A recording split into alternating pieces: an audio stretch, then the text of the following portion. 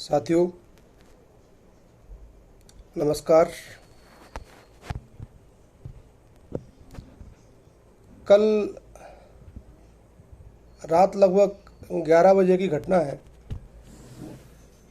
यहाँ भोपाल में जहांगीराबाद में महालक्ष्मी परिसर में मेरा निवास है। कल रात को मेरी बच्ची को फीवर था, इसलिए मैं उसके लिए मेडिसिन लेने के लिए जा रहा था। तभी नीचे पहुंचे तो किसी व्यक्ति की बहुत पीड़ादायक चिल्लाने की आवाज़ें आ रही थीं। जब नीचे कंपाउंड में पहुंचा तो देखा कि एक व्यक्ति अनकॉन्शियस हालत में बड़े दर्दनाक तरीके से चिल्ला रहा था। शायद उसने कुछ ऐसा खा लिया था जो उसको बहुत नुकसान कर गया, या उसने कोई नशा किया हुआ था जिसकी वजह से उसकी हालत काफ़ी ख़राब थी। वो अनकॉन्शियस स्थिति में था। बीच बीच में उसको झटके आ रहे थे, कभी कभी उसको उल्टियाँ हो रही थीं, बीच में होश आता था, फिर वो अनकॉन्शियस हो जाता था।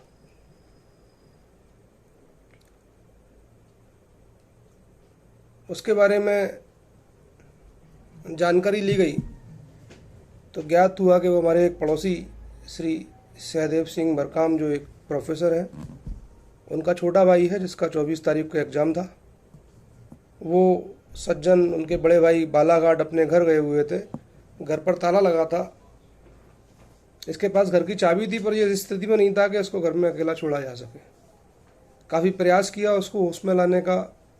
उसके ऊपर पानी के छींटे डाले गए, सर पे पानी डाला, फिर उसको कई बार पानी पिलाया। कुछ लोगों ने एडवाइस किया तो उसको कुछ खट्टी चीज़ें, नींबू आदि भी दिया गया ताकि उसका नशा दूर हो सके, लेकिन उसका नशा या उसकी हालत में कोई सुधार नहीं हुआ। इतनी देर में काफ़ी लोग परिसर के इकट्ठे हो गए थे। तो हमारे पड़ोस में डॉक्टर यूनिस जी रहते हैं, उनको मैंने बुलाया। वो डॉक्टर हैं, तो उन्होंने कहा कि शायद इसको मिर्गी भी हो सकती है। रात को फिर मैंने डायल 100 को फ़ोन किया। डायल 100 वाले आते आते लगभग 12 बजे का समय हो चुका था, लेकिन डायल 100 ने उस व्यक्ति को अपने साथ ले जाने में असमर्थता व्यक्त की और कहा कि सर, इसकी हालत ख़राब है, इसलिए आप 108 को कॉल कीजिए। उसके बाद हम लोगों के द्वारा 108 को कॉल किया गया। 108 के यहाँ तक आते आते लगभग 1 या 1:15 का समय हो चुका था। जितने भी भीड़ के लोग थे वो सभी जा चुके थे और नीचे केवल मैं, डॉक्टर यूनिस भाई और एक जो कैंपस का गार्ड है राहुल शर्मा, वो वहाँ पर मौजूद थे। 108 वालों से जब कहा गया उसको ले जाने के लिए तो 108 ने भी असमर्थता व्यक्त की। बोले, इसके साथ कोई व्यक्ति जाएगा तभी हम जा सकते, इसको ले जाएंगे। मैंने उनसे निवेदन किया कि भाई, हम लोग तो बिना ड्यूटी के ड्यूटी कर रहे हैं। इतनी इसकी हेल्प की अभी तक, इसके लिए उसके पास इसलिए रुके रहे कहीं इसको कोई जानवर कोई नुकसान ना पहुंचा दे। और फिर 108 ने कहा कि सर, हमारे साथ किसी को भेज दीजिए। तो हमने फिर पुनः डायल 100 को फ़ोन किया, उनको बुलाया और उनसे प्रेयर की, लेकिन और फिर उनसे हमने कहा भी कि अगर आप नहीं ले जाएंगे तो फिर हम ऊपर इसकी कंप्लेंट करेंगे। तो वो लोग फिर बेचारे उसको ले गए, ले जाने के लिए तैयार हो गए। ये सारी बातें बताने का मकसद मेरा सिर्फ इतना सा है कि कैंपस में उस व्यक्ति के आने से पहले ये ज्ञात हुआ कि उस व्यक्ति की कुछ लोगों ने मारपीट भी की कैंपस के बाहर। वहाँ से जो कैंपस का हमारा सफाई कर्मी है श्री रितेश भाई, वो उसको अंदर तक लेकर आए और उनके साथ भी एक सज्जन थे, इनका मुझे नाम नहीं मालूम, उन्होंने भी काफ़ी उसकी हेल्प करने की कोशिश की। ये सारी चीज़ें मैं आपको बता रहा हूँ, इसके पीछे मेरा एक मकसद है। मेरा मकसद ये है कि आप लोगों ने सुना होगा, एक बहुत प्रसिद्ध उक्ति है, परहेज सरिस धर्म नहीं भाई, पर पीड़ा सम नहीं अदमाई। यानी परहेज करने से बड़ा कोई धर्म नहीं है और पराये व्यक्ति की पीड़ा को अनुभव करने से बड़ा कोई मजहब नहीं होता। आज हम लोग निरंतर टीवी चैनल्स पे, मीडिया में होने वाली बहस देखते हैं तो इलेक्ट्रॉनिक मीडिया ऐसा लगता है जैसे कि हिंदू मुस्लिम करने या जातिवाद को फैलाने का अड्डा बन के रह गया। इस घटनाक्रम को बताने का मेरा उद्देश्य सिर्फ इतना सा है कि उस व्यक्ति को कुछ गुंडों से बचाकर जो लाने वाला व्यक्ति था वो एक दलित भाई था। 2-3 घंटे तक उसकी देखभाल करने वाले डॉक्टर यूनिस खान और मैं आकिल खान 2 मुस्लिम भाई थे। जो डायल 100 का जो व्यक्ति ले गए बघेल साहब ASI थे।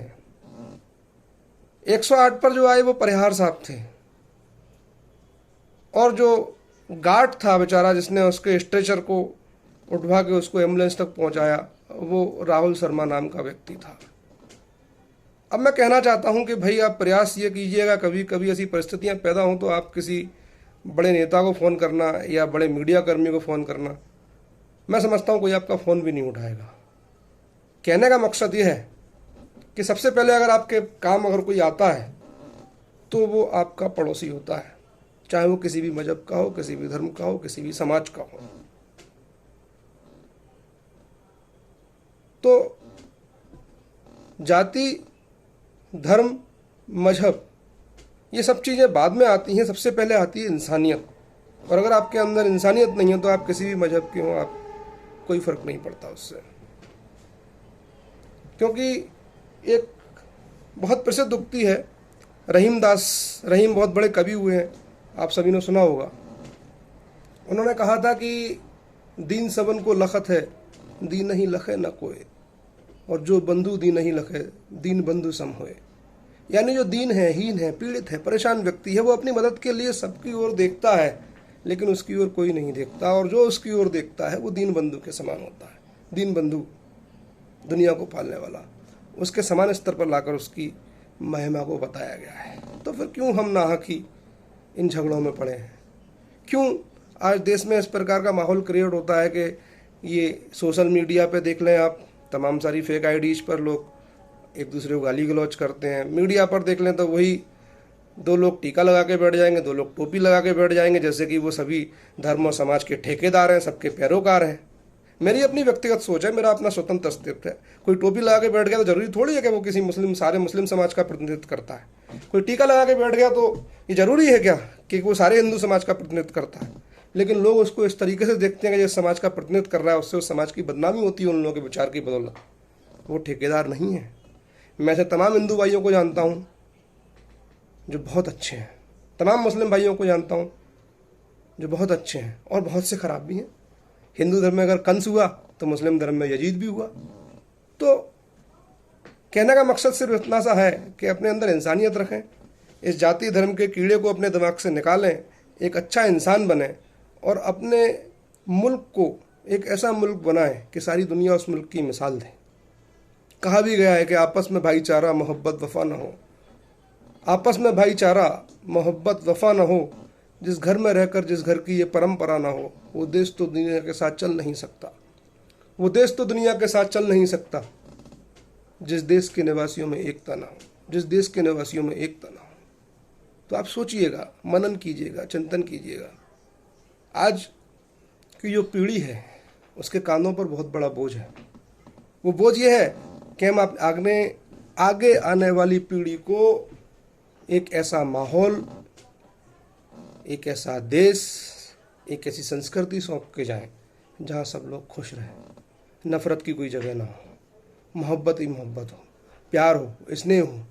आप अनुभव कीजिए ना, कभी आपके किसी रिश्तेदार को कोई अगर समस्या होती है, परेशानी होती है, तकलीफ होती है, आप भागते हैं। आपके पड़ोस में से कोई व्यक्ति आता है, वो किसी भी मजहब का हो सकता है, कोई फर्क नहीं पड़ता। आप एम्बुलेंस को बुलाते हैं, एम्बुलेंस वाला किसी भी मजहब का होता है, कोई फर्क नहीं पड़ता। आप हॉस्पिटल पहुंचते हैं, डॉक्टर मिलता है, आप क्या देखते हैं वो किस मजहब का है? आपकी इच्छा ये होती है कि सबसे पहले वो आपका इलाज करते हैं। कभी नहीं देखते इस बात को। हो सकता है कुछ लोगों को खून की जरूरत पड़ जाए, देखते हैं क्या कि किसका ब्लड है, जान बचाना है, कोई सा ही ब्लड मिल जाए, कोई फर्क नहीं पड़ता। वहाँ सारे धर्म परे उठ जाते हैं। सोचिए, जब आप अंतर मन में झांकेंगे, गहराई से सोचेंगे, तो सबसे बड़ा धर्म आपको मानवता ही नजर आएगा। इसलिए मेरी आपसे विनती है, निवेदन है, बहुत पुराना गाना भी है, मेरे देश प्रेमियों, आपस में प्रेम करो देश प्रेमियों, नफरत की लाठी तोड़ो, लालच का खंजर फेंको, जिद के पीछे न दौड़ो, आपस में प्रेम करो देश प्रेमियों। क्योंकि इतिहास गवाह है, जब जब हम आपस में लड़े हैं तो उसका फायदा सदैव देश विरोधी ताकतों ने उठाया है। सदैव कुत्सित विचारधारा के मस्तिष्क वाले व्यक्तियों ने उस चीज का फायदा उठाया। इतिहास उठाकर देख लेना, जब जब आपस में लड़े तब तक ऐसे व्यक्ति ने आपका फायदा उठाया जो व्यक्ति उस फायदे को उठाने लायक नहीं था। बस इतना ही कहकर मैं अपनी बात को समाप्त करता हूँ। अपना ध्यान रखिए, अपना ख्याल रखिए। जय हिंद, जय भारत।